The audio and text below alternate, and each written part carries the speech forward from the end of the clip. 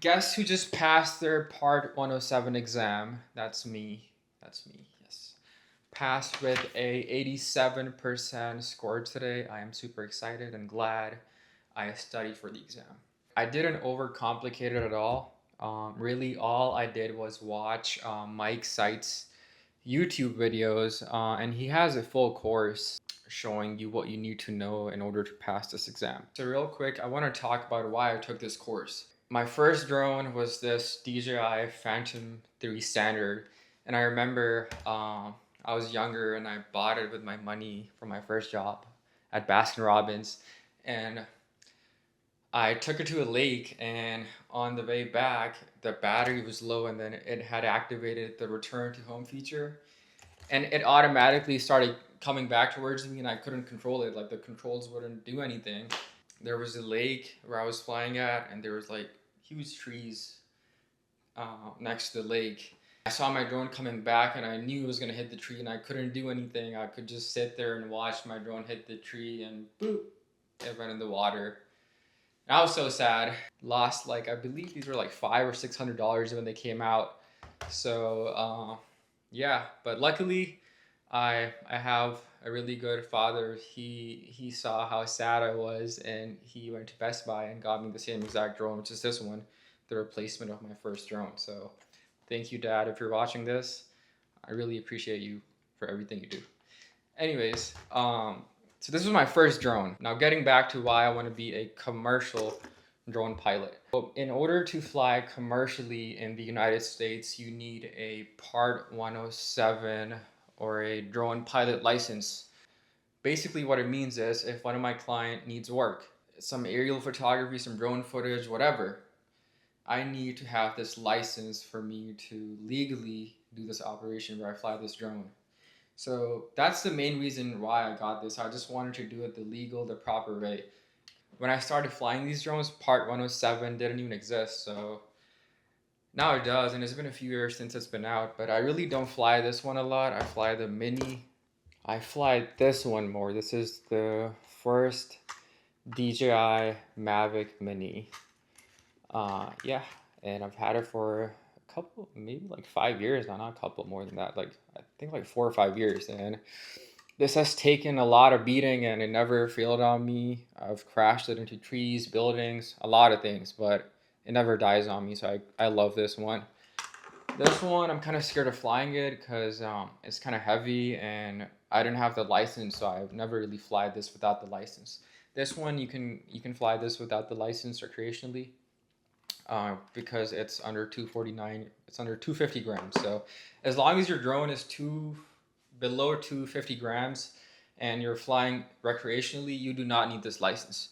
But I got this because I want to fly commercially, possibly doing some projects, some work for my friends, some clients, some business owners, and some construction work too. I know these construction companies or like these like big towers, they have like repair work every like 6 months or 3 months or routine maintenance, and they usually hire a drone inspector, like a drone pilot, to send their drone up there and take some photos and inspect the building or tower or whatever it may be. So yeah, so now getting into what I had to do to prepare myself for this test. Really, you need to understand the main concepts. We're going to talk about some important things I learned that I saw on the test today. Airspace would be the most important, I would say. Classes of airspace, B, D, G. You got to know what colors each airspace is. Is it dashed? Is it a solid line? Is it magenta? Is it blue? Is it class B? Is it in a class E airspace? So you must master these classes of airspaces in order to pass this exam. This is something you cannot skip on at all. You have to learn this. So number 2. The next thing you gotta learn is sectional charts. You gotta know how to understand the symbols, the logos on the charts. You gotta know how to read the charts, how to calculate the nautical miles or minutes or the degrees, or how to figure out where a point is based off of the coordinates. Sectional charts, really important. Mike Seitz has really, I think he has 2 or 3 great videos about sectional charts in his course, so please watch those. And number three, I would say, is weather. So how weather affects a drone, how weather affects the drone's performance. MEDAR, reading a MEDAR report. I'm gonna put one here and let me know if you guys know what it says. So I actually know how to read this now because I watched the videos and I took my time to learn all of these things. So it's really interesting. And then once it seems hard, but if you learn it little by little, um, and just put it all together in the end, it'll make a lot more sense. And Mike Seitz, I can't thank this guy enough. He just helped me to learn a lot. So shout out to Mike Seitz. What more about weather?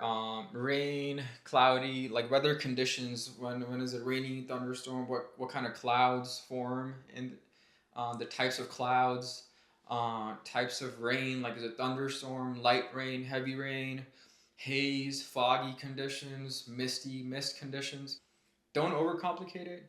It's just weather. So you gotta know your weather and how it affects your drone flying experience or how it affects your drone's performance. Yep. And number four, the easiest part is the rules and regulations. So this part, it seems easy, but it's easy to mess up on because you could confuse yourself and you could mix up things together. So you really need to spend some time on learning the rules and regulations that FAA has when it comes to flying these drones as a commercial pilot, as a commercial drone pilot. So basic rules like how high can you fly in a Class G airspace? 400 feet.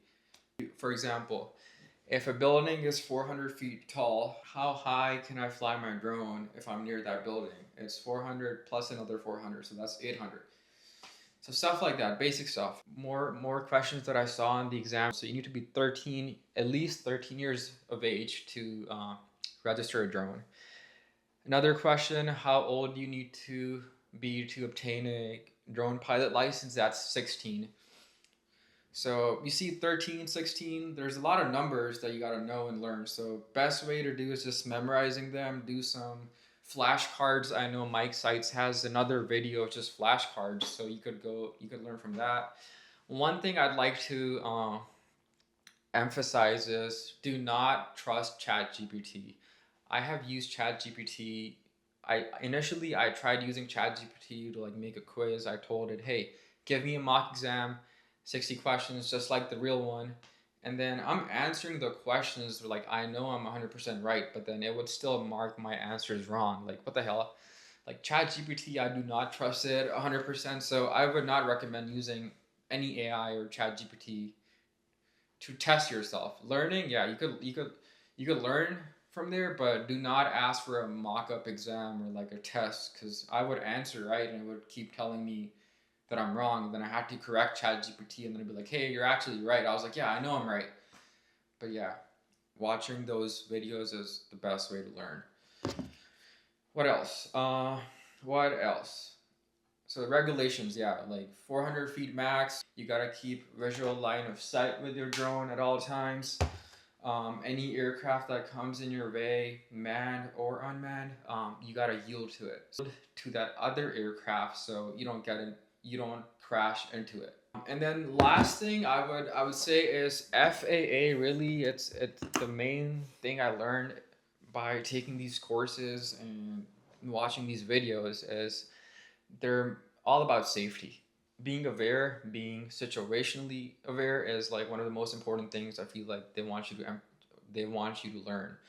Because you're flying a drone, they want you to be responsible pilot. You know, you don't want to go crash into someone's house, someone's building on top of a person. So flying these drones, it is fun, but it comes with a little bit of responsibility. So, you know, we have to be careful when we fly these drones. So learning all that stuff was actually really fun for me because I enjoy flying these drones. So like the videos that I watched, I didn't even take notes, to be honest. I just watched the videos twice. I signed up for the test. I gave myself 2 weeks, and I just like during my like day at night give myself a couple hours for 3-4 hours every day. Just watch videos, learn section charts, learn the language, learn the terms, learn all the concepts I could possibly learn in 2 weeks to pass this test. And guess what? passed with 87%. So I'm proud of that. Honestly, I thought I was gonna do worse. So there were 65 questions on the exam, and I thought I missed at least 10. Let's see how many did I actually miss. So I actually missed 8.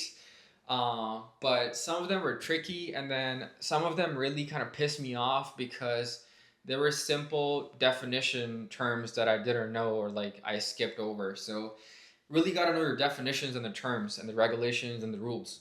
There's a big section on the test that's going to test you about their terminology that they teach you in Part 107. So you must know all those terms. Last thing I want to talk about is my experience. How was it to take the test? It was pretty simple. You go through FAA's website, you sign up on another website, and then you sign up for the exam on PSI through the FAA's website again. And then you schedule a test. You got to pay $175. Once you sign up for the test, it'll show you what dates they have available and what centers they have around you where you could go take your test. And luckily for me, I have Sugarland Airport. A few years ago, I did my discovery flight where I learned kind of how to fly a plane. You know, it's the first step if you want to become a private pilot. So I did my discovery flight there a couple years back, and it was the same place where I went to go do my drone Part 107 exam. So that was cool. I got to go see that airport again. It was kind of a good feeling just being back there. But yeah, so yeah, you pay $175. You go, you select your center. I chose Sugarland Airport. That was the closest one to me. Scheduled it for 8 a.m. I made it there at 7:40. Just be there, like try to be there 15 to 20 minutes before. That's what they tell you. They'll ask you to leave your personal belongings with them, and they'll provide you with the supplement that you need and a calculator. All the things you need, they're gonna give you to take the test, and it's gonna be an online test on the computer. I thought it was gonna be like a Scantron because I'm like the last test I took was in college on Scantrons. So I was hoping it's like because they gave me a pencil initially. I was like, oh, I'm about to do like fill out a Scantron and fill out these bubbles, but no, it's on a computer. Multiple choice questions, 65 questions. So yeah, that was my experience taking the test. I hope you guys learned something from me. I hope this helps someone out. And just to give you a conclusion, you got to know all the concepts that I talked about to pass this test. Mike Seitz is the guy who's going to teach you these concepts the best. He has a full course about I think it's like 15 videos. He has other videos as well that like flashcards or like tricky questions or like tips and tricks. So watch all of his videos and you'll be set. This is all I have for you guys. I hope you guys have a great day. I'm gonna go enjoy my day as a drone pilot. Peace.